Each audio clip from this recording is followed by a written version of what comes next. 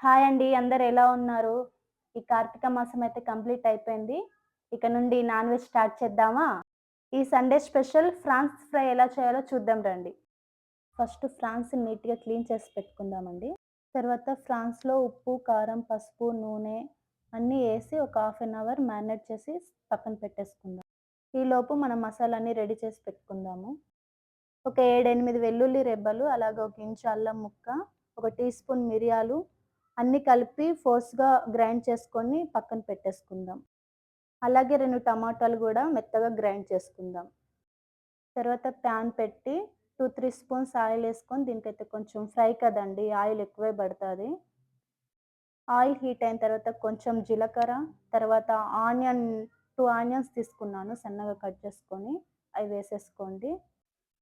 Onion golden brown colour వచ్చేదాకా fry చేసుకుందాం.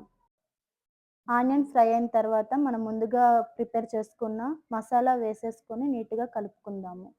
కలుపుకున్న తర్వాత ఆ మసాలా నుండి ఆయిల్ పైకొచ్చే వరకు ఫ్రై చేసుకుందాం. బాగా మగ్గి ఆయిల్ పైకి రావడానికి 1-2 మినిట్స్ పడుతుంది. ఆలోపు మనం కలుపుతా ఉండాలి, లేకపోతే అడుగంటిపోతుంది. బాగా ఫ్రై అయిపోయింది. మనం ముందుగా రెడీ చేసి పెట్టుకున్న టమాటా పేస్ట్ ఏసేసుకుందాం.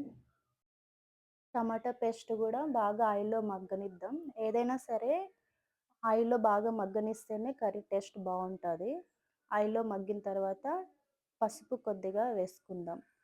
అలాగే సాల్టు, ధనియాల పొడి ఏసుకొని బాగా మిక్స్ చేసుకుందాం. మనం ఫస్ట్‌గా మ్యారినేట్ చేసి పెట్టుకున్న ఫ్రాన్స్‌ని కూడా వేసేసుకుందాం. వేసుకున్న తర్వాత బాగా కలుపుదాము మసాలా అంతా పట్టేటట్టుగా. కర్రీలో అయితే నీళ్ళసలు పోయబనలేదండి. ఫ్రాన్స్ నుండి నీళ్ళనేది ఊరుతుంటది. దాంట్లోనే మగ్గుతాయి. కర్రీ చేసుకోవడం మొత్తం కూడా మూత పెట్టకుండానే ఫ్రై చేసుకోవాలండి. అలాగే medium to high flame turn చేసుకుంటూ కర్రీ మొత్తం ప్రిపేర్ చేసుకోవాలి.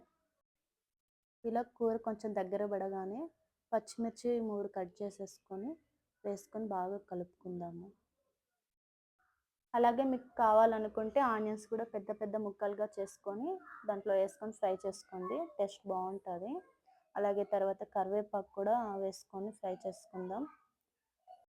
పచ్చిమిర్చి మగ్గి కొంచెం దగ్గర పడ్డ తర్వాత గరం మసాలా వేసుకొని కలుపుకుందాము.